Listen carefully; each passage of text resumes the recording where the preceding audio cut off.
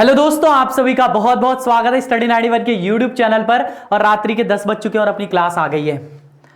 All India test series चल रही है भैया, दिल्ली पुलिस कांस्टेबल है ना भैया। ऑल इंडिया टेस्ट सीरीज चल रही है। मैथ्स के सेगमेंट से आज 15 सवाल की प्रैक्टिस है।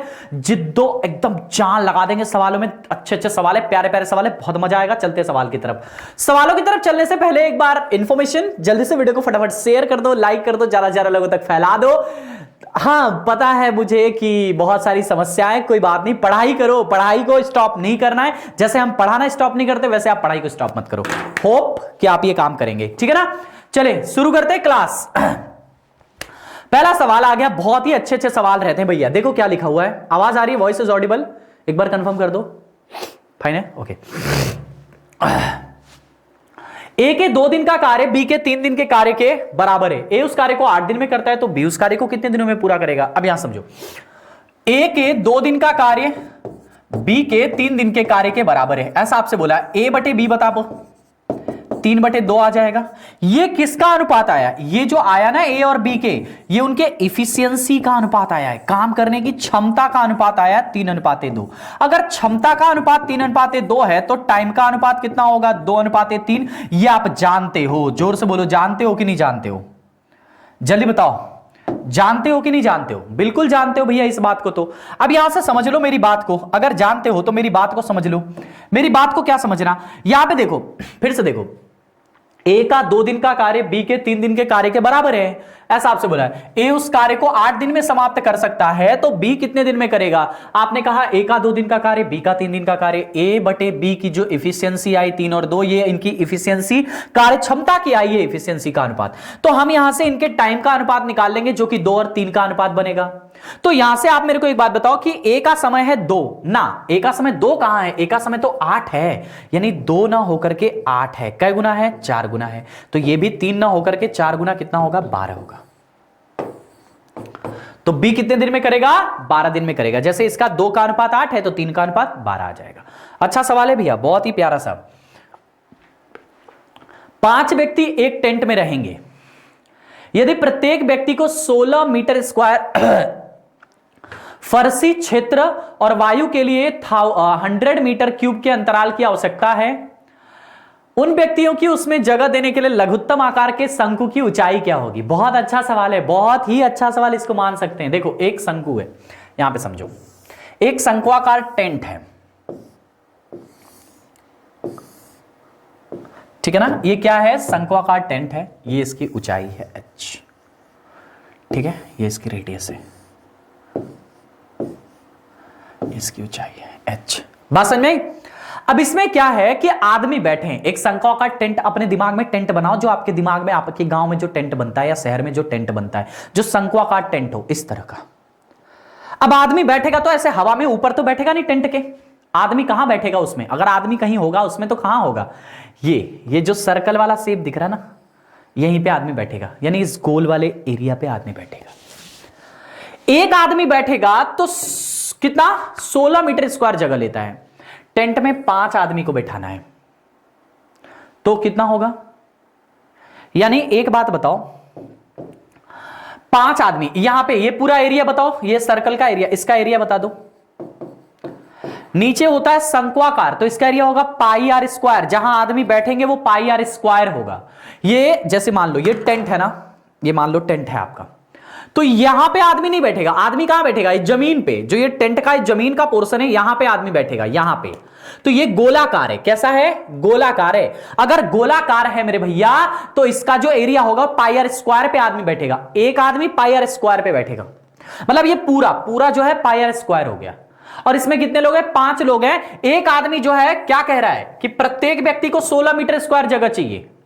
प्रत्येक व्यक्ति को 16 मीटर स्क्वायर जगह चाहिए। तो 5 लोग हैं, तो 5 लोगों के लिए 80 मीटर स्क्वायर, मतलब कि इसका जो एरिया है वो 80 मीटर स्क्वायर का है।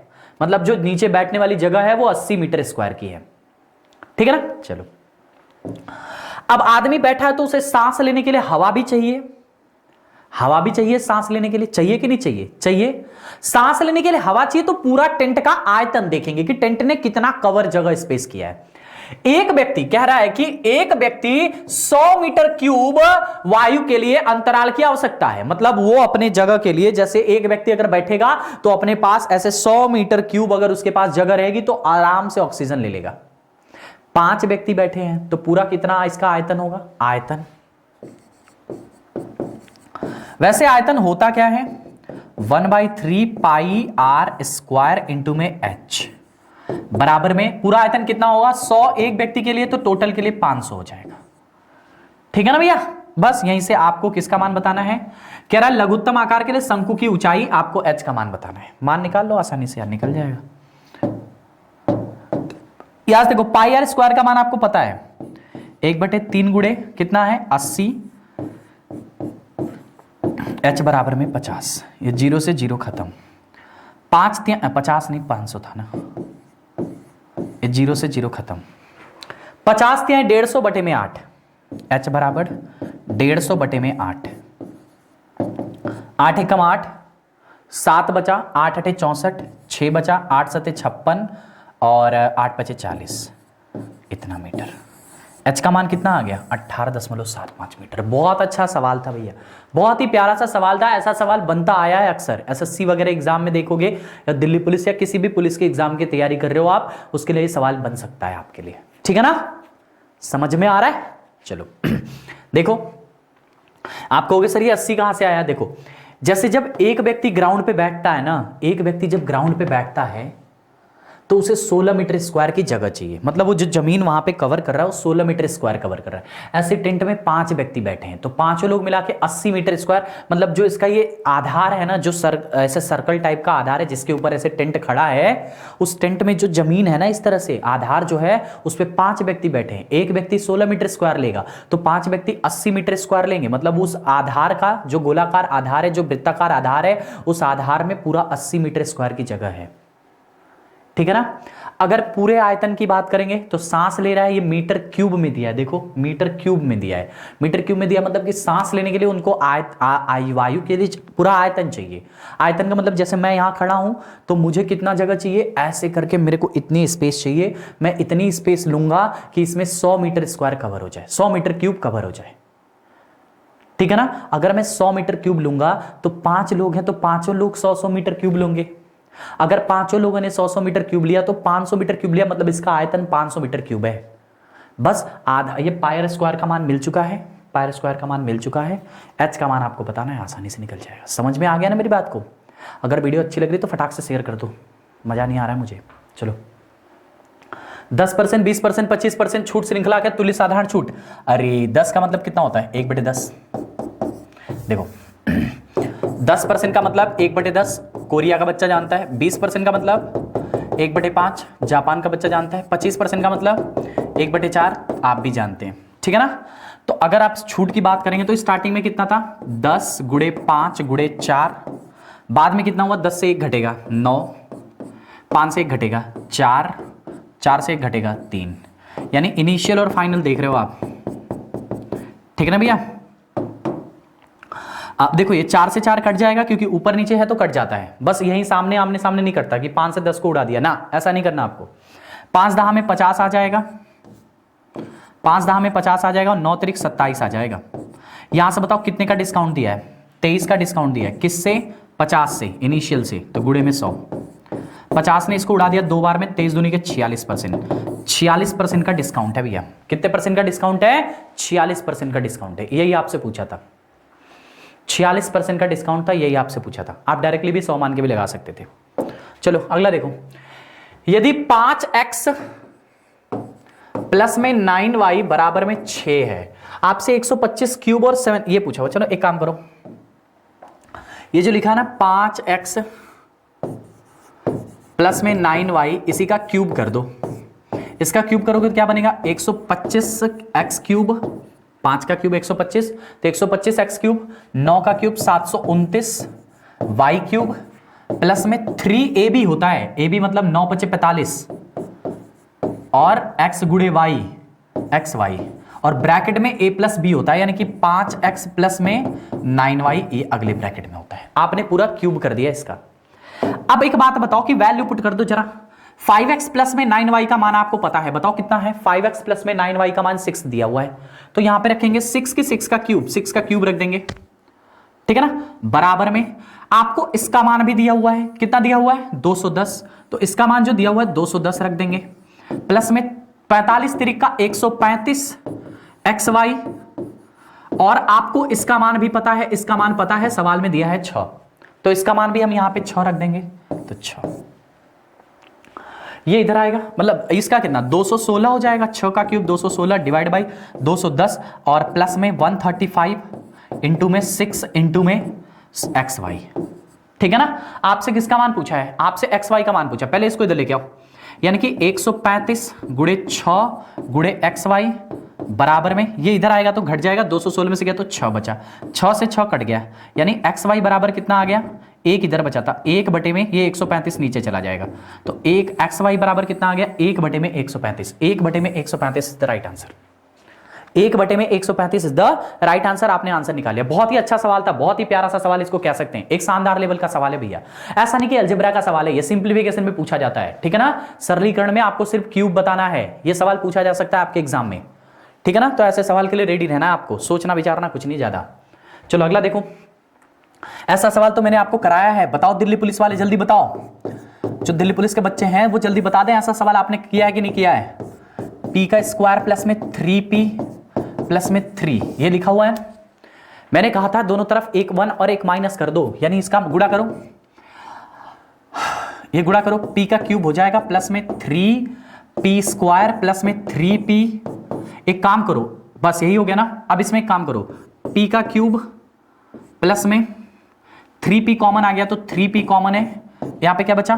p प्लस में 1, ये आपने अब तक कर लिया। अब इसमें एक काम करो, एक बार एक प्लस करो, एक बार एक माइनस करो। आपने एक प्लस कर दिया और एक माइनस भी कर दिया।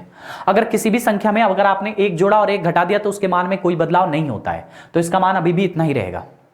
बात समझ में आ रही ना? चलो यहां से देखो, p का क्यूब प्लस में ये जो एक लिखा हुआ है इसको एक का क्यूब भी लिख सकते हैं, बोलो लिख सकते हैं कि नहीं लिख सकते हैं? बिल्कुल लिख सकते हैं। प्लस में 3 इंटू में p इंटू में 1, 3p को 3 इंटू p इंटू 1 लिख सकते हैं, और अगले ब्रैकेट में p प्लस 1 लिख सकते हैं बराबर माइनस में 1, ऐसा हम लिख सकते हैं। जरा इसको ध्यान से देखो, जो यहां पे लिखा हुआ है क्या लिखा हुआ है, देखो a cube plus b cube plus में 3ab ब्रैकेट में a प्लस b, ये किसका क्यूब बन गया? p प्लस 1 का होल क्यूब बन गया, और माइनस में 1 बना। p का मान कितना है? 99, 99 प्लस 1 100, यहां से देखो ये कितना बना? 99 प्लस 1 का होल क्यूब माइनस में 1, यानी कितना बना? 100 का क्यूब माइनस में 1, 100 का क्यूब में कितने जीरो आएंगे? 6 माइनस में 1, 6 में से घटा दो कितने जीरो आएंगे? 9 9 9 9 9 9, कितने? 3 3 6, सही है। तो 9 9 9 9 9 6 बार आ जाएगा, पहला वाला इज द राइट आंसर। ऐसा सवाल मैंने कराया था, इसमें सिर्फ एक ही लाइन टेक्निकल है आपकी, एक बार एक प्लस करना है, एक बार एक माइनस करना है, सिर्फ यही थोड़ा सा दिमाग लगाना होता है और कुछ भी नहीं। बात समझ में आ रही ना? सिर्फ यहीं पे ऐसा दिमाग लगाना होता है। देखो ऐसा अगर सवाल आ जाए तो आपको क्या करना है? p इंटू में p स्क्वायर प्लस में 3p प्लस में 3 दिया हुआ है, ऐसा दिया हुआ ना मेरे भाई। आपको क्या करना है कि पहले इसका गुणा करना है, p का गुणा किया आपने p का क्यूब हो गया, 3p का स्क्वायर हो गया, और 3 इंटू में p हो गया। आपने उसके बाद क्या किया? इन दोनों में से आपने p कॉमन ले लिया, 3p कॉमन ले लिया, 3p कॉमन ले लिया तो p स्क्वायर था तो p बचा, यहां से 3p कॉमन हो गया तो खाली 1 बचा। फिर हमने एक काम किया, मैंने इस यहां तक तो था ही पूरा, मैंने इसमें एक बार +1 किया और एक बार -1 किया। ये +1 -1 कट जाएगा, कोई मतलब नहीं है, लेकिन मैंने अपनी सुविधा के लिए किया है। अब जब मैंने इसको देखा ध्यान से कि p का क्यूब, ये जो 1 था प्लस, इसको मैं थोड़ा आगे लेके गया, थोड़ा उधर शिफ्ट किया, कहीं भी रख सकते हैं, तो मैंने इसको थोड़ा आगे शिफ्ट किया और 1 को 1 के क्यूब के रूप में लिख दिया। एक का एक क्यूब लिखो या एक का स्क्वायर लिखो या 1 की घात 5 लिखो, उसके मान में कोई प्रभाव नहीं पड़ता है, ठीक है ना। तो मैंने यहां पे 1 का क्यूब कर दिया, प्लस में 3 इंटू में p इंटू में 1 किया, 3 इंटू में p इंटू में 1 किया, और फिर p प्लस 1 वैसे ही था जैसे था। ये 3p को हमने 3 इंटू p इंटू 1 लिख सकते हैं, 3p का मतलब 3 इंटू p इंटू 1 ही लिख सकते हैं, और p प्लस 1 ऐसे था और -1 जो था वो था। तो हमने इसको देखा ध्यान से, तो ये हमारा एक फॉर्मूला बनता हुआ नजर आया, किसका? p प्लस 1 का होल क्यूब का। तो p प्लस 1 का होल क्यूब और -1 यहां था तो वो वैसे था। p का मान 99 सवाल में दिया हुआ है, तो 99 प्लस में 1, 100 का क्यूब -1, 100 का क्यूब -1, आंसर आ जाए। बहुत अच्छा सवाल था। अगला देखो, किसी त्रिभुज के 3 कोण दे रखे हैं, तो पूछा कौन सा त्रिभुज है, कोणों के मान बताओ। 2 3 5 5 10, 10 का अनुपात तीनों त्रिभुज का योग कितना होता है 180। तो 1 का मान कितना आ गया 18। तो 2 का मान बताओ 18 दूनी के 36। 3 का मान बताओ 18 तिहाई 54 और 5 का मान बताओ 18 पचे 90। किसी भी त्रिभुज का अगर एक कोण 90 आ गया तो त्रिभुज कौन सा होता है समकोण होता है। किसी भी त्रिभुज का अगर एक कोण 90 आ गया तो त्रिभुज कौन सा होता है समकोण होता है मेरे भाई। समझ में आ रहा है ना। चलो अगला देखो। एक रेलगाड़ी 75 kmph की औसत गति से चलती है। यदि उसे 1050 किलोमीटर की दूरी तय करनी है तो उस दूरी को कितने समय में तय करेगी। है ये तो आसान सवाल है।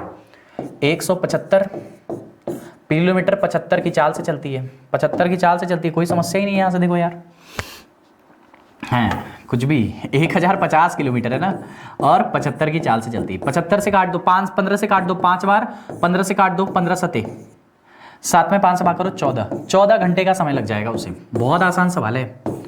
14 घंटे का समय लग जाएगा। आपसे सिर्फ यहां पे समय पूछ दिया है, समय घंटा कितना घंटा लगेगा सिर्फ आपसे यही पूछा है। तो ऐसा नहीं कि सारे सवाल टफ होते हैं, कुछ सवाल अच्छे भी होते हैं, कुछ सवाल इजी भी होते हैं, कुछ सवाल मॉडरेट होते हैं, कुछ सवाल टफ होते हैं। किसी भी एग्जाम की अगर दिल्ली पुलिस एग्जाम की बात करूं तो आपको कम से कम 30% सवाल जो आएंगे आपके एकदम ईजी आएंगे। 30% सवाल कैसे आएंगे एकदम ईजी आएंगे, ठीक है ना। 30 से लेकर 80% सवाल मतलब ओवरऑल कितने 50% सवाल। 50% सवाल कैसे आते हैं मॉडरेट आते हैं। मॉडरेट का मतलब इजी टफ मिला के, और 20% सवाल थोड़े अच्छे लेवल के आते हैं। उस एग्जाम के हिसाब से टफ लेवल आएगा। यही एग्जाम के पैटर्न होते हैं, खासकर पुलिस एग्जाम की बात करूं तो 30% क्वेश्चन बहुत इजी आएंगे, 50% क्वेश्चन मॉडरेट इजी और टफ के बीचों बीच का आता है, और 20% एकदम टफ आएगा मतलब थोड़ा सा अच्छे लेवल का। तो अगर ड्यूरेशन डाइव करोगे तो आपको पता चल जाएगा कि 4 से 5 क्वेश्चन कैसे आएंगे।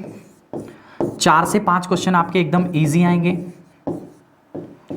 ठीक है ना। और 7 से 8 क्वेश्चन आपके कैसे आएंगे मॉडरेट आएंगे, ठीक है ना। और बाकी 3 से 4 क्वेश्चन कैसे आएंगे 3 से 4 क्वेश्चन कैसे आएंगे टफ आएंगे। यही लेवल होता है एग्जाम्स का, ठीक है ना। तो इस बात को आप समझ रहिएगा,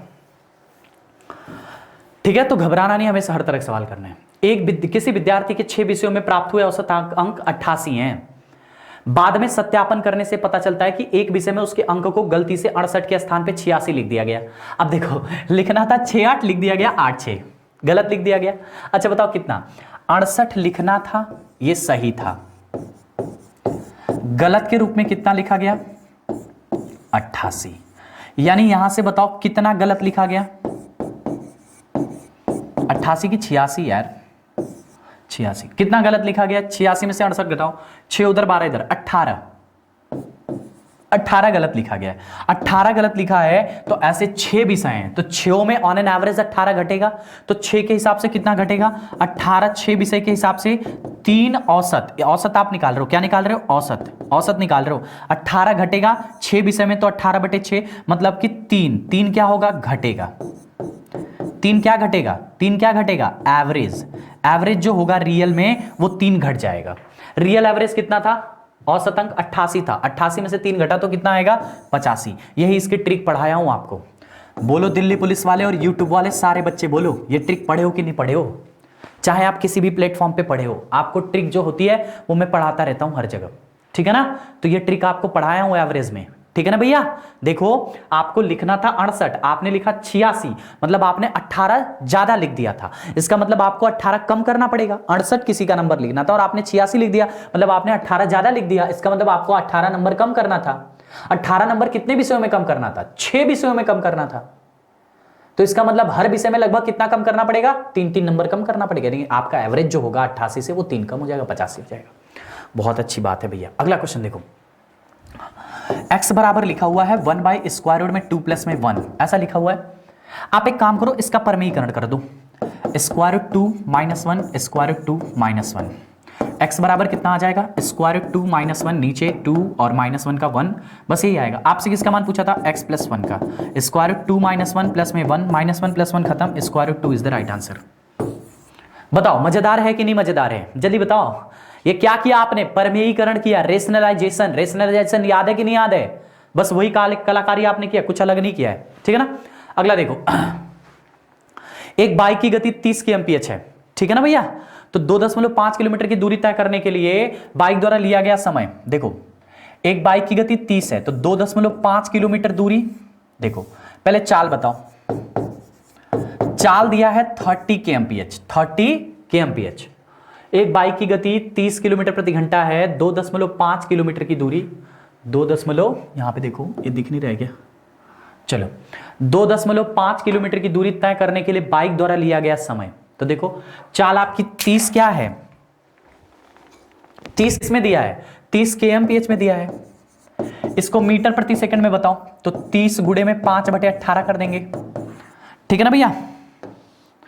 अब ये 6 से काट देंगे 3 बार, 6 से काट देंगे 5 बार, 5 बचे 25/3, 25/3 मीटर पर सेकंड, ठीक है, 25/3 मीटर पर सेकंड। और जो आपकी दूरी दिया है 2.5 किलोमीटर में दिया है, किलोमीटर को मीटर में चेंज करोगे तो 250, मतलब 2500 मीटर हो जाएगा। आपको बताना है समय,